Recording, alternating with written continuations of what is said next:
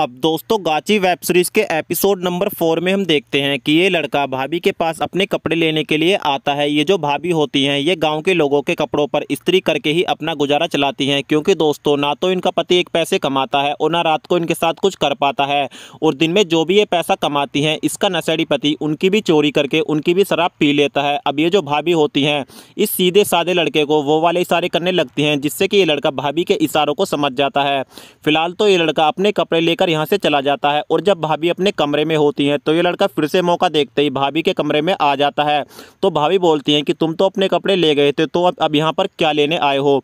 तो ये लड़का बताता है कि कुछ और रह गया था, अभी मुझको वो लेना है। अब दोस्तों ये भाभी को पकड़ लेता है और भाभी के साथ खूब मजे लेता हुआ दिखाया जाता है, जिससे भाभी को भी काफ़ी मज़ा आता है। अब दोस्तों दूसरी तरफ हम देखते हैं कि जब रत्ना रात को अपने कमरे में सो रही होती है तो इसका नशेड़ी जेठ चोरी से इसके कमरे में आ जाता है और इसके साथ गंदी हरकतें करने की कोशिश करता है। इससे पहले वो रत्ना के साथ कुछ कर पाता, अचानक से रत्ना की आंखें खुल जाती हैं और अपने जेठ को धक्का देकर ये अपनी जान बचाकर यहाँ से भाग लेती है।